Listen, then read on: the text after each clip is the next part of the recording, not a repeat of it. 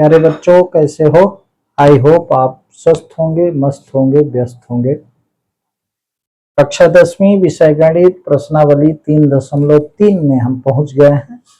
आज आपको हम दो चर वाले रैखिक समीकरण को हल करने की जो विधि बताएंगे वो विधि है विलोपन विधि। ग्राफी विधि आप समझ गए, प्रतिस्थापन विधि समझ गए, तीसरी विधि है विलोपन विधि। मैंने आपसे कहा कि नाम में ही परिभाषा छिपी होती है, मतलब छिपा होता है। क्या नाम है? विलोपन विधि। अर्थात एक चर को हम विलुप्त कर देते हैं, गणितीय विधि से, बोला वैसे नहीं, विलुप्त कर देते हैं। इसमें दो चर हैं, x और y। तो इसमें विलोपन विधि में एक चर को, चाहे x को चाहे y को, हम विलुप्त कर देते हैं पहले, फिर इसके बाद उसका मान आ जाता है। ठीक है, आइए बात करते हैं कि इस विलोपन विधि द्वारा हम समीकरण को कैसे हल करते हैं। ध्यान से देखेंगे। प्रश्न क्रमांक 1 का पहला प्रश्न मैंने लिया। तो पहले प्रश्न में पहला समीकरण है x धन y बराबर 5, दूसरा समीकरण है 2x ऋण 3y बराबर 4। ठीक है, अब देखें हम किस प्रकार से x या y, तो इस प्रश्न में मैं y चर को विलुप्त कर दूंगा। ठीक है, इसके बाद फिर उसका मान आ जाएगा। तो यहां देखें, तो अगर हम पहले समीकरण में 3 का गुणा कर दें, हम जानते हैं कि समीकरण के दो पक्ष होते हैं, दोनों पक्षों में अगर एक ही प्रकार की संख्या का गुणा करें, भाग करें, घटाएं, जोड़ें, तो समीकरण के मान में कोई परिवर्तन नहीं होता। तो पहले समीकरण में अगर मैं 3 का गुणा कर दूं तो वो समीकरण बन जाता है, पहले समीकरण यहां लिखेंगे, समीकरण, अब हम हल कर रहे हैं, समीकरण 1 में 3 का गुणा करने पर समीकरण 1 में हम 3 का गुणा कर रहे हैं, 3 का गुणा कर रहे हैं मतलब दोनों पक्ष में, दाएं पक्ष में भी बाएं। अब ये देखें, 3 का हम बाएं पक्ष में गुणा कर रहे हैं ये, और 3 का हम दाएं पक्ष में भी गुणा कर रहे हैं। तो ये क्या हो गया? 3x धन 3y बराबर 15। 3x धन 3y बराबर 15 हो गया। ये क्या हो गया? पहला समीकरण हो गया। दूसरे समीकरण को उसी तरह हम लिख लेते हैं। अब ये कैसे पता लगे, प्रश्न ये भी उठता है कि कैसे पता लगे कि हम 3 का क्यों कर रहे हैं गुणा भाई? इसलिए कर रहे हैं कि 3 का जब हम इसमें गुणा करेंगे तो ये ऋण 3y दूसरे समीकरण में है, पहले समीकरण में 3y हो जाएगा। तो ये धन 3y, ये ऋण 3y जुड़ेंगे तो ये कैंसिल हो जाएंगे, क्योंकि एक धन 3y है, एक ऋण 3y। एक तरीका ये है। तो ये हो गया पहला समीकरण इस प्रकार से। ठीक है, दूसरा समीकरण 2x ऋण 3y बराबर 4, ये दूसरा समीकरण हो गया। अब देखें ये 3y धन हो गया, ये ऋण हो गया 3y। अब समीकरण जोड़ने पर, दोनों समीकरण को हम जोड़ रहे हैं, जोड़ने पर ध्यान से देखिएगा, जोड़ने पर इसको समीकरण 1 को समीकरण 2 में हम जोड़ रहे हैं, तो बायां पक्ष समीकरण 1 का बायां पक्ष समीकरण 2 के बाएं पक्ष से जुड़ेगा।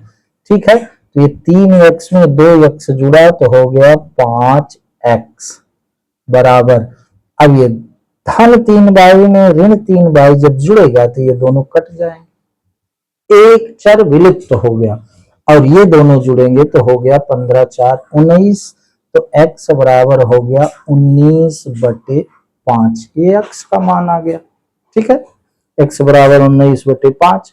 अब x के मान को हम चाहे जिसमें रख दें, समीकरण 1 ये था, फिर इस तरह बन गया, तो हम x के मान को समीकरण 1 में रख दें।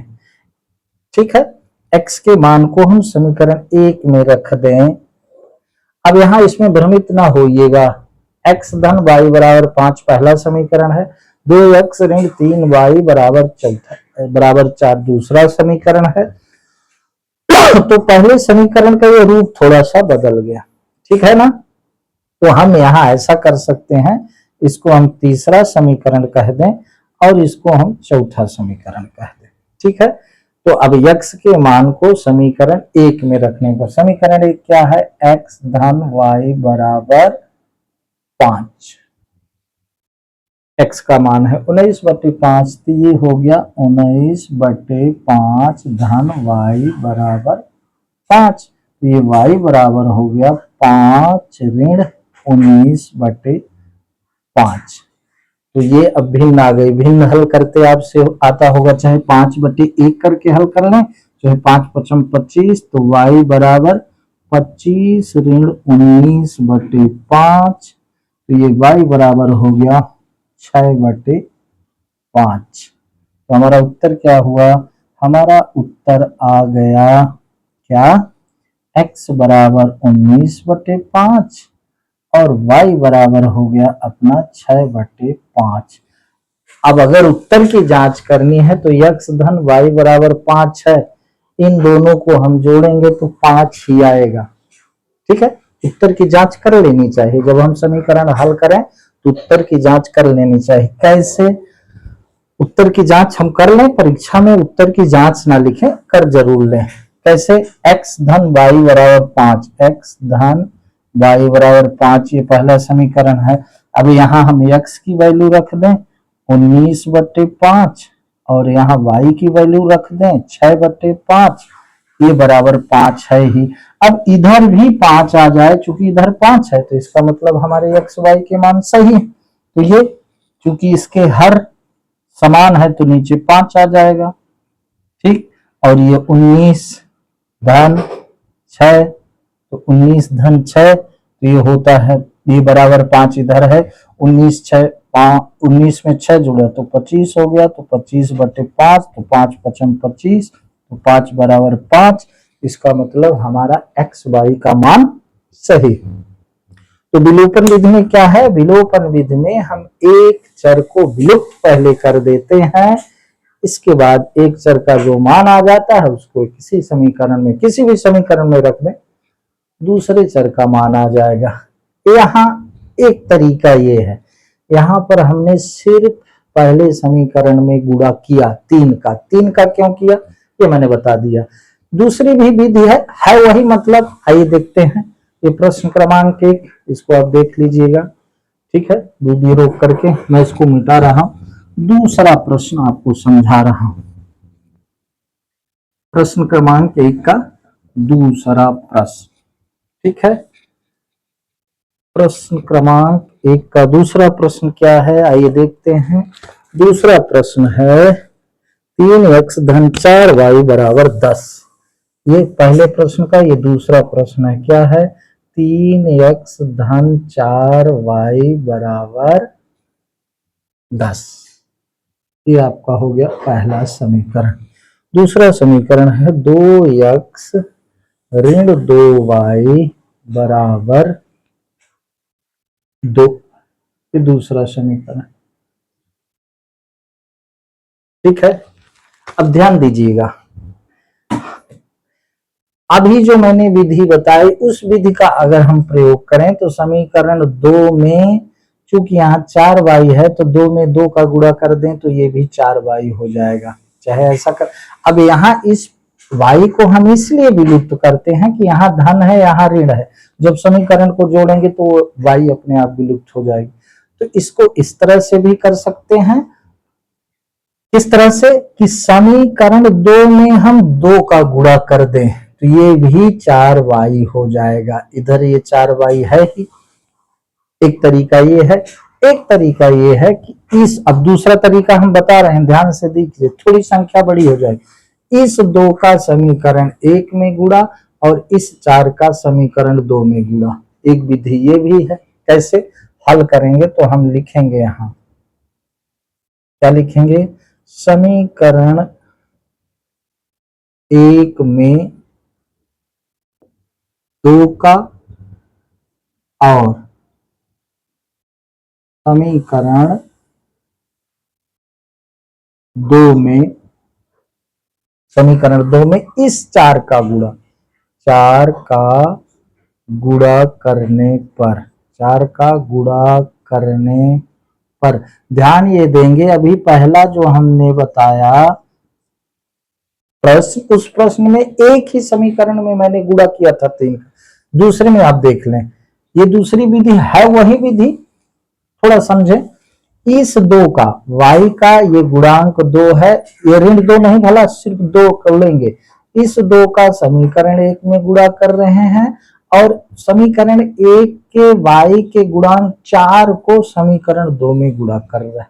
बात समझ में आई? तो देखें, इस 2 का हम इसमें गुणा करेंगे, 2 तिहाई 6x, क्या हो गया 6x धन 2 चौको 8y बराबर 2 दाहम 20। इसको हम तीसरा समीकरण मान लें। ठीक, 2 का हम समीकरण 1 के दोनों पक्षों में गुणा कर दिया।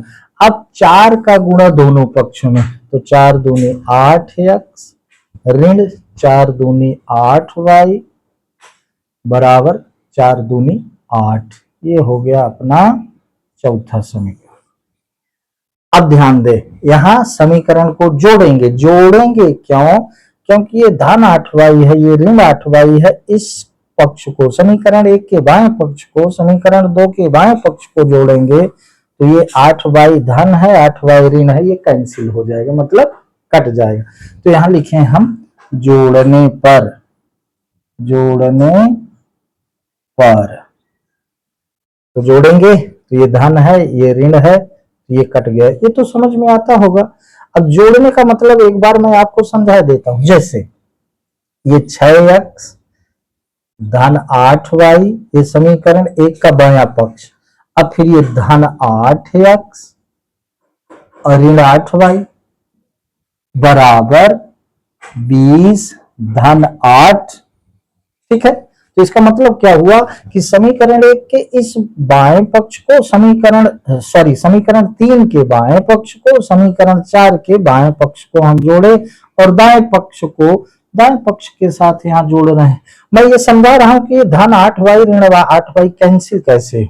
अब भाई इसको हम 6x, अब x वाले पद हमें पास, धन 8x यहां लिख लेंगे, फिर धन 8y ऋण 8y। मैं आपको ये समझाना चाह रहा हूं कि ये कैंसिल कैसे हो। अब देख लें, ये 8 6 14x हो गया, ठीक है, ये धन 8y है, ये ऋण 8y है, घट गया, शून्य हो गया, तो बराबर क्या हो गया 28। तो ये x बराबर क्या हो गया 28 बटे 14, तो 14 दूना 28, यानी x बराबर हमारा आ गया 2। बात समझ में आई? ये मैंने आपको जोड़ना सिखाया, ये मैं आपको सिखाना चाह रहा हूं कि 8y धन और ऋण 8y कैंसिल कैसे हो गए इस तरह से। और इसी को जब हम समझते हैं तो डायरेक्ट हम कर रहे हैं, उसको देख लें। इसको आप कैसे जोड़े हैं थोड़ा देख लीजिएगा, मैं इसको मिटा रहा हूं, ठीक है। अब देख लीजिए डायरेक्ट कैसे जोड़ते हैं, है वही चीज, बिल्कुल घबराना नहीं। इसको इसमें जोड़ेंगे, ये धन 8y है, ऋण 8y है, कैंसिल हो जाएगी, ये जुड़ जाएगा, तो ये हो गया डायरेक्ट 14s, और ये धन धन है तो हो गया 28। तो x बराबर हो गया 28 बटे 14, तो 14 दूना 28, तो x बराबर अपना 2, ये 2 आ गया। अब x के मान को जो छोटा समीकरण हो उसमें रख दें, तो यहां लिखेंगे x के मान को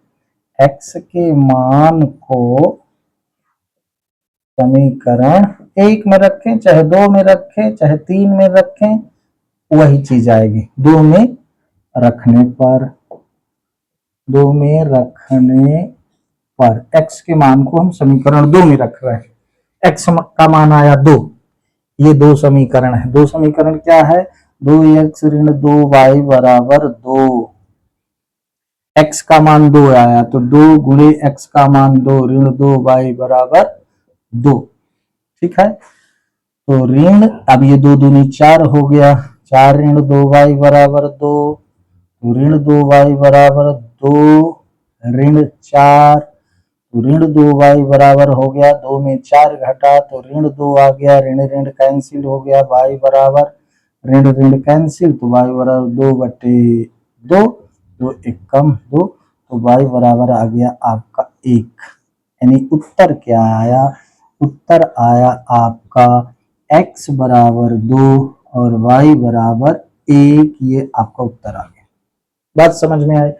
अब मैं कह रहा हूं कि परीक्षा में आप ध्यान देंगे, जो समीकरण लगाएंगे किसी भी प्रश्न में, जब समीकरण उसकी जांच कर लेंगे कि x बराबर 2 y बराबर 1 सही है, कहीं चूक जाए तो दिक्कत हो जाएगी।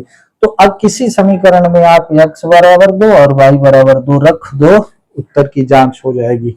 देख लें, पहले समीकरण में रख के देख लें, 3x 3 गुणे x का मान 2 है, धन 4 y का मान 1 बराबर इधर 10 है। अब देख लें, 3 दूनी 6, धन 4 एकम 4 बराबर ये 10 है, तो दोनों पक्षों में आ गया 10 बराबर ये 10 आ गया। इसका मतलब हमारा ये x बराबर 2 और y बराबर 1 ये समीकरण का हल है और यही सत्य हल है, मतलब ये सही है।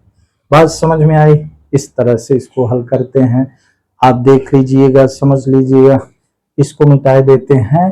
अब आते हैं हम तीसरे प्रश्न। ठीक है, मैं एक तरफ से समझा रहा हूं, तो मुझे ऐसा पूरा विश्वास है आपको दिक्कत नहीं होनी चाहिए। अब आइए तीसरा प्रश्न आपको समझा देते हैं। सरल है, यद्यपि ये सरल है तो आपकी समझ में आता होगा। अब तीसरा इसमें समीकरण है, देख लें। तीसरा आपसे बन जाना चाहिए, मैं आपको चौथा समझा देता हूं। ठीक है, चौथा मैं आपको समझा रहा हूं। प्रश्न क्रमांक 1 का चौथा क्या है, x बटे 2 धन 2y बटे 3 बराबर ऋण 1, ये पहला समीकरण। दूसरा समीकरण क्या है, x ऋण y बटे 3 बराबर 3, ये दूसरा समीकरण। अब ध्यान दें, मैंने समझाया होगा कि अगर ये भिन्न के रूप में है तो इसको हम कैसे साधारण समीकरण बना देते हैं। अब देखो, ये 2/3 6 है, 2/3 6, तो मतलब 6 का हम इस समीकरण के दोनों पक्षों में गुणा कर दें। अब ये x अकेला है तो x अपान 1 लिख लें, तो x के मान में कोई परिवर्तन नहीं। 3 एकम 9 3, यानी कि इस समीकरण के दोनों पक्ष में हम 3 का गुणा कर दें तो समीकरण हमारे दूसरे रूप में हो जाएंगे, साधारण। तो इसमें लिखेंगे क्या, हम इसमें लिखेंगे समीकरण 1 में 2/3 6 का, तथा समीकरण 2 में 3 का गुणा करने। अब अभी मैं इसको साधारण समीकरण बना गुणा करने पर, देखिएगा, ध्यान से देखिएगा। समीकरण 1 में हम 2/3 6, इसका एलसीएम 6 होता है, तो इसलिए हम 6 का गुणा कर रहे हैं। तो देख लें, 6 का दोनों पक्षों में गुणा, इन दोनों में 6 का गुणा और इधर, तो ये 6 गुणे x बटे 2 धन 6 गुणे 2y बटे 3। बच्चे क्या गलती करते हैं, 6 का गुणा कैसे करें, तो 6 का गुणा दोनों में करना है, क्योंकि ये पूरे में 6 का गुणा होगा ना, तो दोनों में होगा और इसमें होगा, बराबर ऋण 1 गुणे 6। ठीक है, अब देखिए, ये 2/3 6 कट गया, ये 3 दूनी 6 कट गया, तो समीकरण क्या हो गया, 3x धन 2 दूनी 4y बराबर हो गया ऋण 6। ठीक है, कहें तो ये तीसरा समीकरण हो गया है, पहला ही समीकरण। अब इसमें देखें, इसमें अब आप समझ गए, इसमें जब हम 3 का गुणा करेंगे तो ये हो जाएगा 3x, फिर इसमें 3 का हम गुणा करेंगे तो ये 3 कट जाएगा, ऋण y बचेगा, और इधर हो जाएगा 3 त्रिकाइन 9। समझ में आ रहा, ये हो गया आपका चौथा समीकरण। समझ गए ना, इधर भी दोनों में 3 का गुणा और इधर भी 3 का गुणा। तो इसमें जब हम 3 का गुणा करेंगे तो ये 3x हो गया, और इसमें जब 3 का गुणा करेंगे तो 3 3 कट जाएगा, ऋण y बचेगा, और ये 3 त्रिकाल 9 हो गया। बात समझ में आ रही। अब देखें ये 3x ये 3x बराबर है, तो अगर हम यहाँ साइन चेंज कर दें एनी समी, ये देखना होगा ये 3x ये 3x बराबर है, इस बार हम इसको विलुप्त कर दें। कैसे? यहां लिखेंगे घटाने पर, घटाने पर साइन चेंज हो जाएगा, घटाने पर, तो घटाने पर ये साइन चेंज हो जाएगा, क्योंकि इसमें इसको घटाएंगे तो इसके साइन चेंज हो जाएंगे, ये जानते होंगे, और इसमें इसको घटाएंगे तो इसका साइन, तो इधर ये धन है तो ऋण हो गया, ये ऋण है तो धन हो गया, ये धन है तो ऋण हो गया। अब देखें ये धन 3x और ऋण 3x कैंसिल हो जाएगा, धन 4y धन y, तो यहाँ आ गया आपका 5y बराबर क्या हुआ 9 6 15, ऋण ऋण आपस में जुड़ते हैं, लिखा ऋण में जाता है, तो ये क्या हो गया y बराबर ऋण 15 बटे 5, तो 5 त्याई 15, तो अपना हो गया y बराबर ऋण 3, ये y बराबर ऋण 3 आ गया। अब y के मान को समीकरण 1 2 3 कहीं रख दें, तो आप देखते होंगे सबसे सरल समीकरण आपको दिख रहा है चौथा, 3x ऋण y बराबर 9। ठीक है, तो y का मान समीकरण 4 में रखने पर, 4 में मैं रख रहा हूं, 4 में रखने पर y का मान क्या है ऋण 3, 4 समीकरण क्या है 3x ऋण y बराबर 3x ऋण y, ये समीकरण 4, 3x ऋण y बराबर 9 है, y बराबर अपना आया ऋण 3, तो 3x ऋण ब्रैकेट में ऋण 3 बराबर 9, ये तो समीकरण का ऋण था, और ये y का मान है ऋण 3, तो ब्रैकेट में रखेंगे। ठीक है, अब ये ऋण ऋण का गुणा धन होता है, तो 3x धन 3 बराबर 9, ये हो गया। पक्षांतर कर देंगे, 3x बराबर 9 ऋण 3, तो 3x बराबर हो गया 9 में 3 गए 6, तो x बराबर हो गया 6 बटे 3, तो 3 दूनी 6, x बराबर क्या हो गया 2 हो गया, y बराबर ऋण 3 आया था, x बराबर 2 आया। अब हम उत्तर की जांच कर लें, क्या करेंगे उत्तर की जांच की, हमारा x y, उत्तर की जांच हमारा x y सही है कि नहीं, उत्तर की जांच हम कर रहे हैं। सबसे सरल 4 को ही ले लें, तो 4 समीकरण क्या है 3x ऋण y बराबर 9 है भाई, x है 2 y है ऋण 3, तो 3 गुणे 2 x 2 है, ऋण y ऋण 3 है बराबर 9, ये बराबर 9 ये है। अब इधर भी 9 आ जाए, इसका मतलब हमारे x और y के मान सही हैं, तो ये 3 दूनी 6, धन ऋण ऋण का गुणा धन 3 बराबर 9, तो ये 9 बराबर हो गया 9, इसका मतलब हो गया कि हमारा x बराबर 2 और y बराबर ऋण 3, ये दोनों मान सही। बात समझ में आई? तो ये मैंने आपको बताया प्रश्न क्रमांक 1 का चौथा, इसको आप देख लेंगे। ठीक है, थोड़ा सा बच्चों को यहाँ परेशानी होती है, जैसे भिन्न में दे दिए, जो बच्चे समझते हैं बड़ी अच्छी बात है, समझना चाहिए, और समझते इसलिए हैं, जो नहीं समझते हैं इसका मतलब ये नहीं कि उनकी बुद्धि नहीं, सीधा सा इसका मतलब है उन्होंने सही समय पर बातों को समझने का प्रयास नहीं किया। तो जब जागे तभी सवेरा, अभी आप समझ लें। और जिन बच्चों से ये आता है इसका मतलब नहीं वो बहुत इंटेलिजेंट है, इसका सीधा मतलब है उन्होंने अपने क्लास में बातों को रोज समझा और रोज किया। तो जिससे ये नहीं आता वो घबराए ना, आराम से देखें, जब जागो तभी सवेरा। ठीक है, अब आइए कुछ प्रश्न क्रमांक 2 के कुछ कई प्रश्न दिए गए हैं उनको हल करते हैं, कथन दिया गया है उसको समीकरण बनाएंगे और फिर विलोपन विधि से उसको हल करेंगे। ठीक है, तो प्रश्न क्रमांक 2 का पहला प्रश्न क्या कहता है? पहला प्रश्न कहता है भाई यदि हम प्रश्न क्रमांक 2 निम्न समस्याओं में रैखिक समीकरण के योग बनाइए और उनके हल विलोपन विधि से ज्ञात कीजिए। अब ध्यान देंगे, अभी प्रश्न क्रमांक 1 जो है उसमें कहा गया है कि जो समीकरण दिए गए हैं उनको विलोपन विधि से भी हल करें, प्रतिस्थापन विधि से भी हल करें। तो हमने विलोपन विधि से बताया, प्रतिस्थापन विधि पिछले बताया था, उससे भी आप हल करके उसका अभ्यास कर लें, है ना। गणित में जितना आप अभ्यास करेंगे आपका दिमाग उतना जल्दी दौड़ेगा, सीधा सा फंडा। ठीक है, तो प्रश्न क्रमांक 2 में कुछ समस्याएं दी गई हैं, उनको समीकरण बनाते हुए फिर विलोपन विधि से हल कर।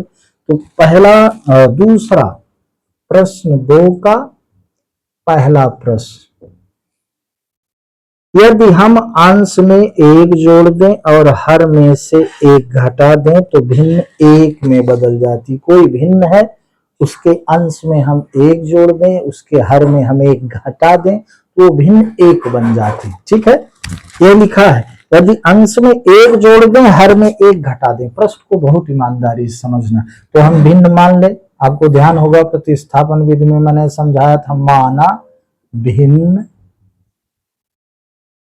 x बटे y है, ये हमने मान लिया। अतः प्रश्नानुसार प्रश्न जो कहता है, प्रश्नानुसार प्रश्न क्या कहता है? प्रश्न कहता है अगर किसी भिन्न के अंश में, अंश है x, अंश में 1 जोड़ दें और उसके हर में 1 घटा दें तो भिन्न 1 बन जाती। ठीक है, अंश में हमने 1 जोड़ा, हर में हमने 1 घटाया, बराबर 1 लिखा क्योंकि भिन्न 1 बन जाती। अब देखें इसका क्रॉस मल्टीप्लाई, तिर्यक गुणा कर लें, यहाँ 1/1 कर दें, यहाँ लिख दें तिर्यक गुणा से, तिर्यक गुणा करने पर, या कि तिर्यक गुणा से एक ही बात है, करने पर तिर्यक गुणा हम कर रहे हैं। तो x धन 1 का 1 में, तो x धन 1 का 1 में करेंगे तो x धन 1 आएगा, y ऋण 1 का 1 में करेंगे तो बराबर y ऋण 1 वही आएगा।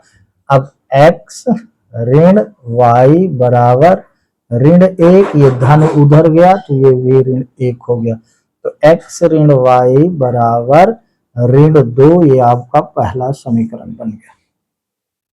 ये समझ में आता होगा, बिल्कुल साधारण चीज है। ठीक है, x धन 1 का तिर्यक गुणा 1 में करे तो x धन 1 आया, y ऋण 1 का 1 में गुणा करे तो y ऋण 1 आया। अब y को हम इधर ट्रांसपोज कर लिए, पक्षांतर कर लिए, ये धन में था तो ऋण में हो गया, ये धन 1 धन में था उधर गया तो ऋण में हो गया, ये पहले से ऋण में, ऋण ऋण आपस में जुड़ते हैं, लिखा ऋण में जाता, ये पहला समीकरण। पुनः प्रश्नानुसार प्रश्न का अगला जो स्टेटमेंट कहता है, पुनः प्रश्नानुसार।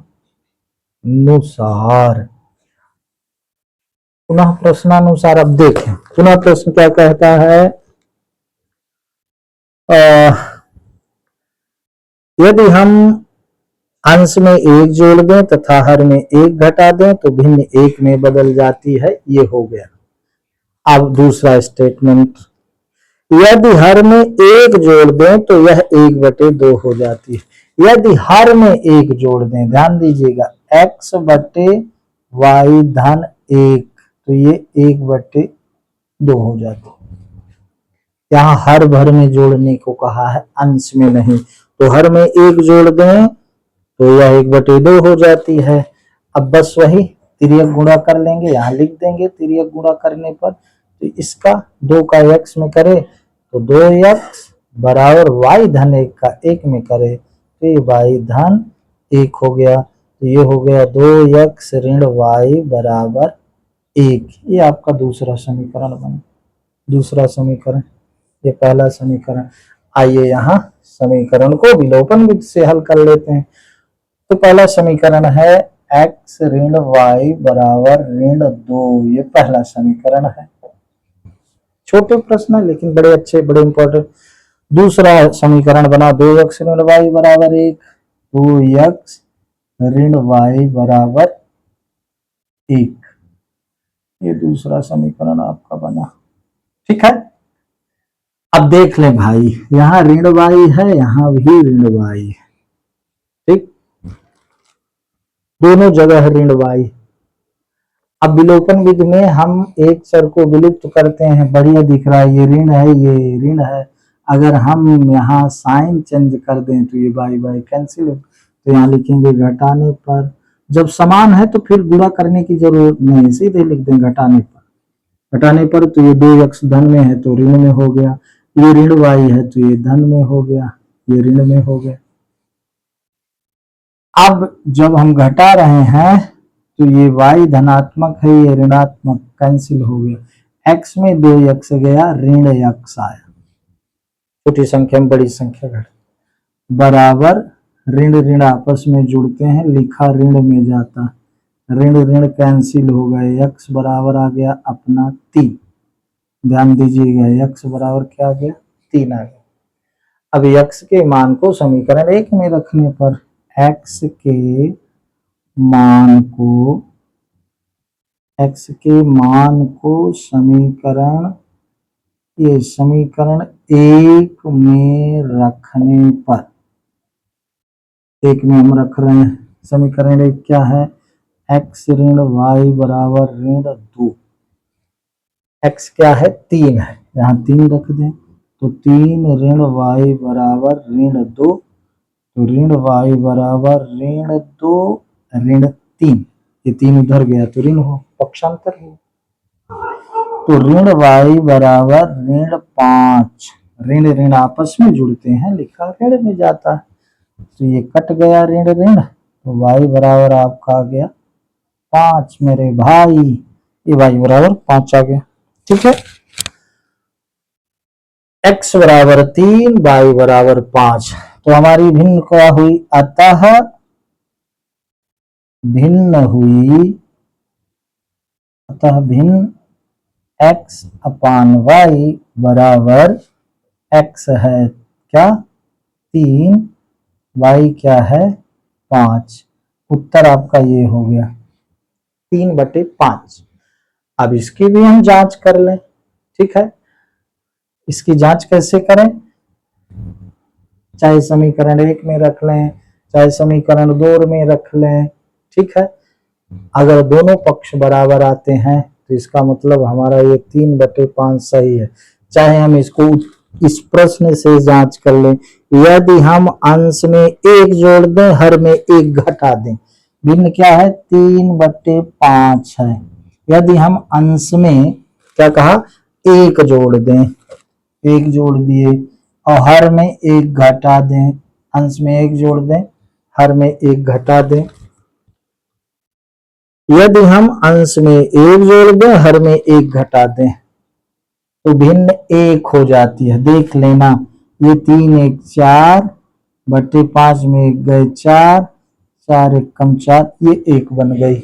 ये भी तो एक तरीका है जांच करने का। यदि हम अंश में 1 जोड़ दें और हर में 1 घटा दें तो भिन्न 1 बन जाती है, यही प्रश्न कह रहा। तो हमने देखो ये भिन्न हमारी जो आई थी, 3 में 1 जोड़ दिया 4, 5 में 1 घटा दिया 4, 4 4 कट गया, 1 आ गया।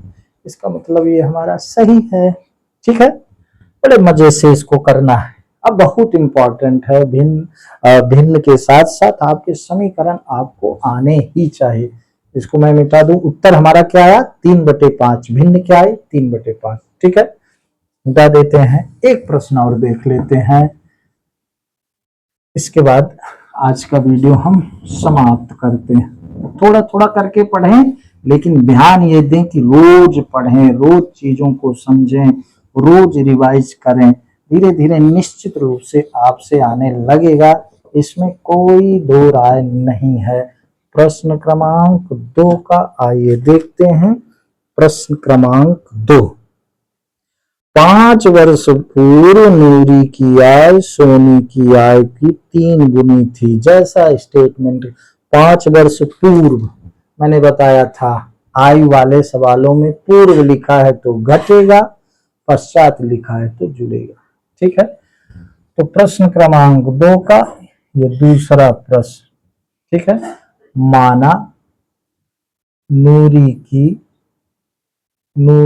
की वर्तमान आयु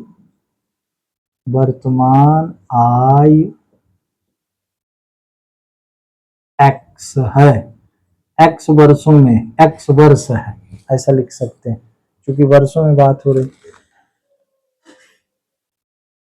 इसमें कहा गया नूरी और सोनी की आयु कितनी है, तो 5 वर्ष पूर्व नूरी की आयु सोनू की आयु की 3 गुनी थी।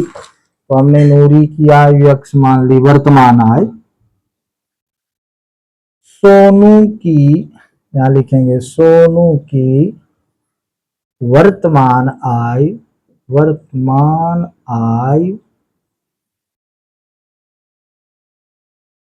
y वर्ष है, ये हमने मान लिया। y वर्ष है, वर्ष में वह होता है। ठीक है, अब यहां लिखा है 5 वर्ष पूर्व, तो 5 वर्ष पूर्व नूरी की आयु x ऋण 5 थी और 5 वर्ष पूर्व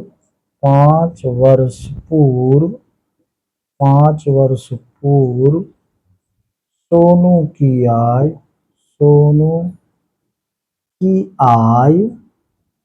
5 वर्ष पूर्व सोनू की आयु y ऋण 5 थी।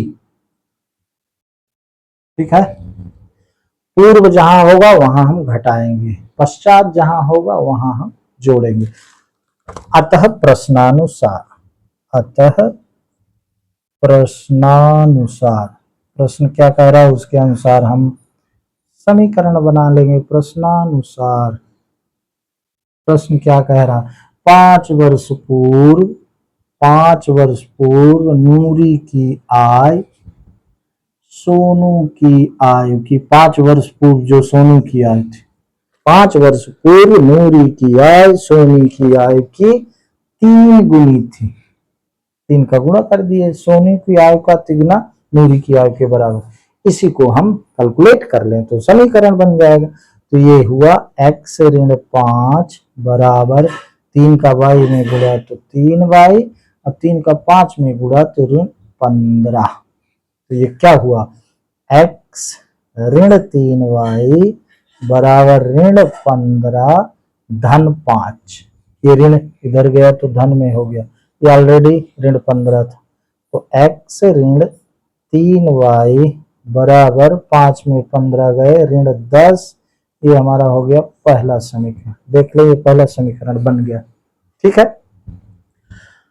अब 10 वर्ष पश्चात आगे लिखा है 10 वर्ष पश्चात नूरी की आयु सोनी की आयु की दुगनी हो जाएगी।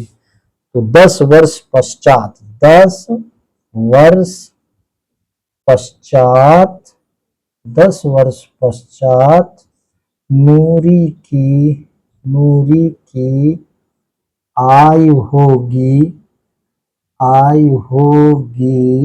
क्या होगी, x धन 10 होगी। बात समझ में आ रही, 10 वर्ष पश्चात नूरी की आयु होगी x धन 10 वर्ष। ठीक है, और 10 वर्ष पश्चात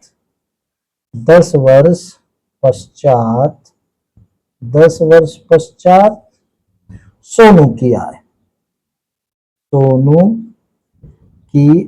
होगी y धन 10 वर्ष। ये लिख लीजिएगा, 10 वर्ष पश्चात सोनू की आयु होगी y धन 10। क्योंकि यहाँ पश्चात कहा गया है तो धन हो जाएगा। अब ध्यान दीजिएगा, प्रश्नानुसार, अतः प्रश्नानुसार अतः प्रश्नानुसार 10 वर्ष पश्चात 10 वर्ष पश्चात नूरी की आय सोनू की आयु की 2 गुनी हो जाएगी। 2 का गुणा हो गया किसमें? सोनू की आयु। 10 वर्ष पश्चात सोनू की आयु थी y धन 10, तो उसमें 2 का गुणा हो गया। 10 वर्ष पश्चात नूरी की आयु सोनू की आयु की 2 गुनी हो जाएगी। नूरी सोनू की आयु ज्ञात करनी, तो बस इसको कैलकुलेट कर लें। तो x धन 10 बराबर 2y धन 20, तो x ऋण 2y बराबर 20 ऋण 10। ये 20 धन में है, ये 10 उधर गया तो ऋण में हो गया।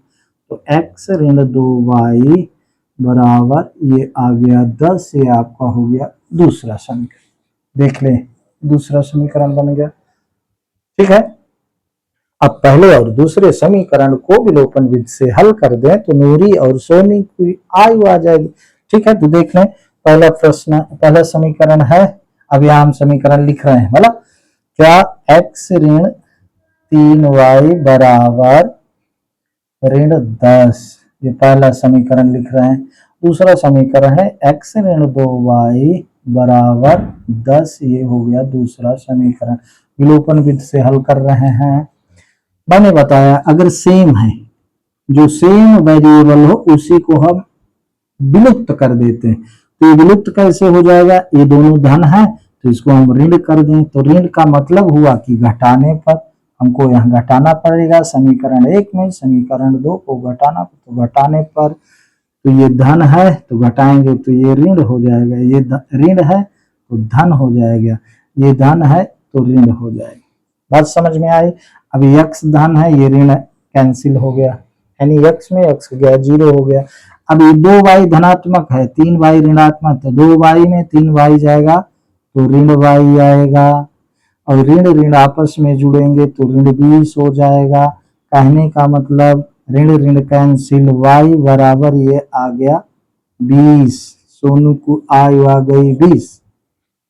ठीक है, अब y के मान को समीकरण 1 में रखें चाहे 2 में रखें, तो y के मान को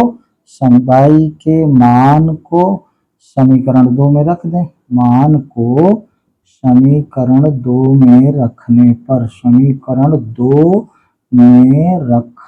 पर ये लिखना बहुत जरूरी है, बोला परीक्षा की दृष्टि से लिखना बहुत जरूरी है। रखने पर y का मान 20 आ गया।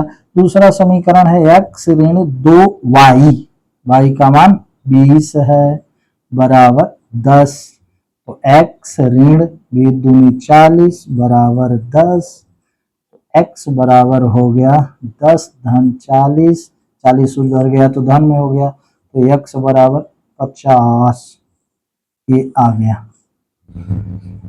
एनी की नूरी की आयु 50 वर्तमान थी और सोनू की आयु 20 थी।